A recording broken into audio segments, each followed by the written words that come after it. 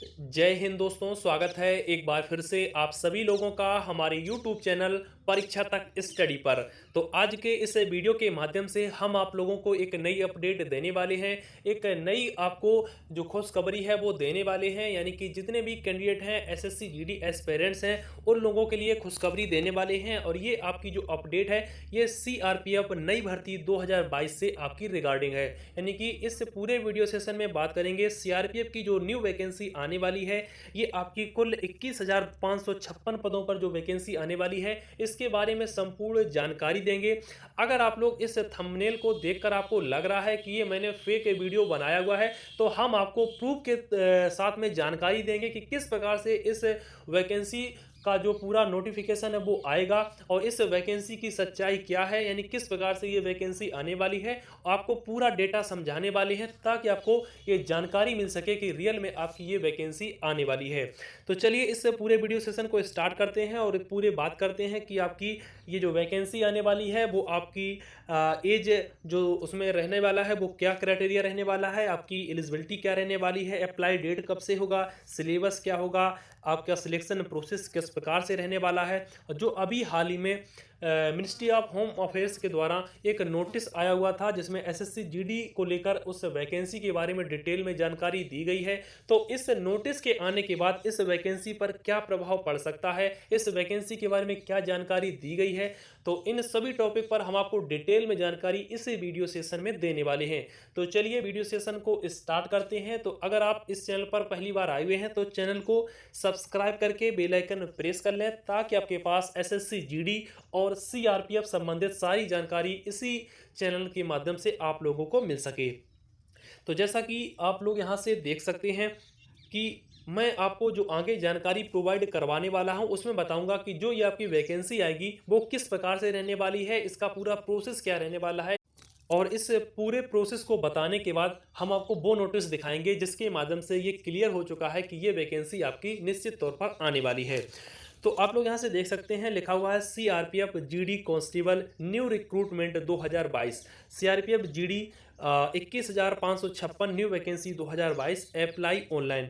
Central reserve police force invited online application for eligible candidate for the CRPF GD constable new recruitment 2022। Applications are to be submitted online at the official website of recruitment CRPF. यानी कि जो इसका full notification होगा, जो इसका अगले की आवेदन की जो प्रक्रिया होगी वो आपको सीआरपीएफ के ऑफिशियल जो वेब पोर्टल है उसके माध्यम से मिल जाएगी।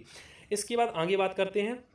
तो इसके नोटिस के बारे में जानकारी दी गई है। तो सीधा हम आ जाते हैं कि इसका जो प्रोसेस है वो किस प्रकार से रहने वाला है। तो यहाँ पर post of vacancy, number of post आपके 21,556 है, ये बढ़ के आपके 30,000 तक भी जा सकते हैं। जैसा कि अभी आप लोगों ने एक नोटिस से देखा होगा, जो आपका न्यूज़पेपर में एक आर्टिकल पब्लिश हुआ था जिसमें बोला गया था कि 30,000 के अराउंड आपकी वैकेंसी खाली पड़ी हुई है सीआरपीएफ के कांस्टेबल पदों के लिए। ठीक है, तो ये आपका फिगर जो है वो बढ़ भी सकता है, यानी 30,000 वैकेंसी भी इसके अंदर हो सकती हैं। और ये जो आपकी पोस्ट है ये आपकी कांस्टेबल जीडी, जिसमें आपके मेल और फीमेल दोनों के लिए ये पद आने वाले हैं।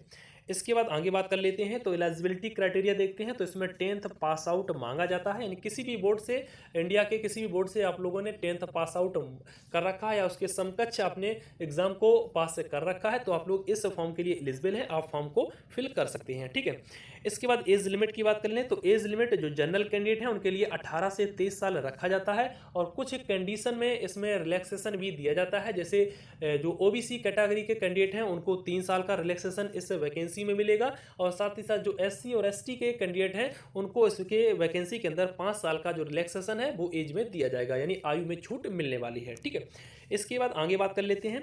तो यहाँ से आप लोग हाइट देख सकते हैं, हाइट के बारे में जानकारी दी गई है, वो आपकी 170 सेंटीमीटर देखने को मिलेगी, यानी हाइट आपकी 170 सेंटीमीटर रहने वाली है। लेकिन कुछ दिन पहले आपका एक सीआरपीएफ के ऑफिशियल वेब पोर्टल के माध्यम से एक नोटिस आया हुआ था, उस नोटिस में हाइट को लेकर भी छूट दिया गया था। अगर ये छूट आपको मिलती है तो निश्चित तौर पर हम आपको इसके लिए अपडेट कर देंगे। ठीक है, अभी इसकी ऑफिशियली कोई इसका अनाउंसमेंट नहीं किया गया, यानी किसी भी वैकेंसी में छूट अभी देखने को नहीं मिली हुई है। इसके बाद आगे बात कर लेते हैं। तो कुछ हाइट में भी छूट मिलने वाली है जिसे आप लोग यहाँ से रीड आउट कर सकते हैं। ठीक है, जैसे कि जितने भी शेड्यूल्ड ट्राइब हैं उनका जो हाइट है वो 162.7 सेंटीमीटर रहने वाला है। इसके बाद यहाँ से चेस्ट की बात कर लेते हैं। तो चेस्ट आपका 80 से 85 रहता है, यानी 5 आपका एक्सपेंडेड लिया जाता है और मिनिमम आपका 80 होना चाहिए। इसके बाद कुछ कंडीशन में इसके चेस्ट में भी कुछ छूट दी जाती है, जिसे आप लोग यहाँ से रीड आउट कर सकते हैं, जिसमें रिलैक्सेशन आप लोगों को दिया जाता है। चलिए इसके बाद आगे बात कर लेते हैं। तो पीटी का जो पूरा आपका प्रोसेस रहता है, जिसमें आप लोगों से फिजिकल लिया जाता है। तो जितने भी आपके जनरल एरिया के कैंडिडेट हैं, उनका जो रनिंग का जो प्रोसेस रहता है, इसमें 5 किलोमीटर का रखा जाता है, जिसके लिए आपको 24 मिनट का समय दिया जाता है। वहीं अगर हम फीमेल कैंडिडेट की बात कर लें, तो फीमेल कैंडिडेट को 8.5 मिनट का समय दिया जाता है, और जो रनिंग पूरी करनी होती है वो 1600 मीटर का टास्क दिया जाता है। ठीक है, और आपका जो रेस है, इसके अंदर भी कुछ कंडीशन में छूटें मिलती हैं, जिसे आप लोग यहाँ से देख सकते हैं। फॉर कैंडिडेट लद्दाख रीजन, यानी जितने भी कैंडिडेट हैं वो लद्दाख रीजन से बिलोंग करते हैं, उनको अगर फीमेल कैंडिडेट की बात कर लें तो 800 मीटर के लिए 4 मिनट का समय, और अगर मेल कैंडिडेट की बात कर लें तो 1600 मीटर के लिए 6.5 मिनट का समय दिया जाता है। चलिए इसके बाद हम बात कर लेते हैं रिटन एग्जामिनेशन की। तो रिटन एग्जामिनेशन की बात की जाए, तो आपका जो पूरा सिलेबस रहता है वो आपका कुल 4 सेक्शन में रहता है, यानी कि चारों सेक्शन में आपका reasoning, general knowledge and general awareness, mathematics, Hindi और इंग्लिश में से कुछ भी आप एक चूज कर सकते हैं, और सभी सिलेबस आपके 25-25 नंबर के रहते हैं। तो इस प्रकार से कुल आपका 100 नंबर का क्वेश्चन पेपर रहता है, जिसके लिए आपको 100 नंबर दिए जाते हैं। तो इस प्रकार से आपका सिलेबस रहने वाला है। इसके बाद पूरा सिलेक्शन प्रोसेस आप लोग यहाँ से देख सकते हैं। सबसे पहले पीटी-पीएसटी, उसके बाद रिटन एग्जामिनेशन, डॉक्यूमेंट वेरिफिकेशन, इसके बाद मेडिकल एग्जामिनेशन, उसके बाद अगर किसी को भी प्रॉब्लम होती है तो उनको री मेडिकल भी दिया जाता है। तो इस प्रकार से पहले प्रोसेस रहता था जितने भी पैरामिलिट्री फोर्स हैं। लेकिन अगर इसमें बदलाव होता है, सीआरपीएफ के द्वारा ये वैकेंसी जारी की जाती है, तो आपको निश्चित तौर पर यही क्राइटेरिया देखने को मिलेगा। अब हम बात कर लेते हैं उस पूरे न्यूज़ की, जिसमें यह बताया गया है कि एसएससी जीडी की वैकेंसी आने के बाद इस पर क्या प्रभाव पड़ सकता है। तो आप लोग यहाँ से देख सकते हैं, मैंने एक आप लोगों के लिए नोटिस रखा हुआ है। ये नोटिस आपका अभी हाल ही में आया हुआ है, यानी भारत सरकार के द्वारा ये नोटिस जारी किया गया है और ये एसएससी को भेजा गया है। जिसमें आप लोग नीचे आते हैं तो यहाँ से देख सकते हैं कि इसमें जीडी की जो वैकेंसी है उसको क्लियर कर दिया गया है। तो यहाँ से आप लोग देख सकते हैं, मैं आपको दिखा सकता हूँ कि ये जो आपका मेमोरेंडम है, जिसमें आप लोग यहाँ से देख सकते हैं सीटी जीडी, यानी कि कांस्टेबल जीडी के लिए जो वैकेंसी आएगी वो आप लोग यहाँ से नीचे देख सकते हैं, लिखा हुआ है 24,605, यानी कि जो आपकी एसएससी जीडी जिसका जो नोटिफिकेशन है वो आपको 10 दिसंबर यानी अगले महीने की डेट को आपको मिल जाएगा। इस 10 दिसंबर को ये नोटिफिकेशन आ जाएगा, जिसके लिए जो वैकेंसी की जो डिटेल है उसको क्लियर कर दिया गया है, यानी मिनिस्ट्री ऑफ होम अफेयर्स के द्वारा बता दिया गया है, जानकारी दे दी गई है एसएससी को कि 24,605 पदों पर वैकेंसी आपकी आने वाली है। ठीक है, इसके बाद बात आती है कि इसका और उस सीआरपीएफ की वैकेंसी से क्या संबंध है। तो हम बात कर लेते हैं कि आप लोगों ने कुछ समय पहले एक आर्टिकल देखा होगा, जो विशेषता सभी न्यूज़पेपर में कवर किया गया था। उसमें बोला गया था कि आपकी 80,000 पदों पर वैकेंसी अभी भी खाली पड़ी हुई है पैरामिलिट्री फोर्स के अंदर। अगर इसमें बात की जाए तो आपकी 27,000 जो आपके 25,271 पदों पर वैकेंसी थी, वो आपकी एसएससी जीडी 2021 के माध्यम से आपकी फिल होने वाली है, जिसका मेडिकल भी हो चुका है। ऐसे में अगर हम इसमें से 27,000 पद निकाल देते हैं इस 80,000 में से, तो आपके करीब करीब 50,000 पद फिर भी बच जाते हैं, जिससे भी प्लस भी हो सकते हैं। तो 50,000 पद में से अगर इसमें से जो सबसे बड़ा फिगर रहने वाला था वो आपका रहने वाला था सीआरपीएफ का। सीआरपीएफ के अंदर आपकी लगभग में 30,000 के प्लस अराउंड आपकी वैकेंसी खाली पड़ी हुई है।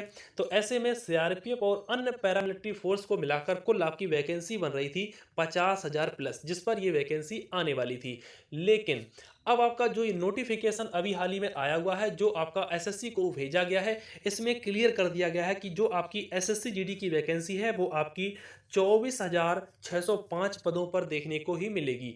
अगर ये वैकेंसी 10 दिसंबर को 24,000 पदों पर ही देखने को मिलती है, तो आप लोग निश्चित तौर पर श्योर हो जाइएगा कि आपकी सीआरपीएफ के द्वारा, सीआरपीएफ बोर्ड के द्वारा खुद ही वैकेंसी जारी की जाएगी कांस्टेबल पदों के लिए, जो आपकी 30,000 के अराउंड भी हो सकती है।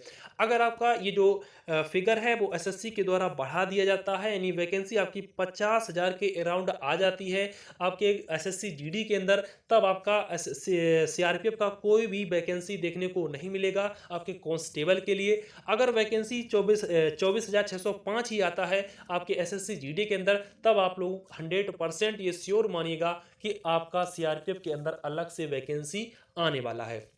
तो इस वीडियो के माध्यम से हमने आपको प्रूफ के तौर पर दिखा दिया है कि किस प्रकार से आपकी वैकेंसी आने वाली है सीआरपीएफ के अंदर। अगर सीआरपीएफ के अंदर कुछ भी वैकेंसी आएगी, कुछ भी नोटिस डाला जाएगा, तो हम आपको एक वीडियो के माध्यम से जरूर अपडेट कर देंगे। तो अगर चैनल पर पहली बार आए हैं तो चैनल को सब्सक्राइब करके बेल आइकन दबा के इसके साथ में जरूर जुड़ जाएं। तो मिलेंगे आप लोगों के साथ में नेक्स्ट अपडेट के साथ में, तब तक अपने सभी प्यारे भाइयों को जय हिंद।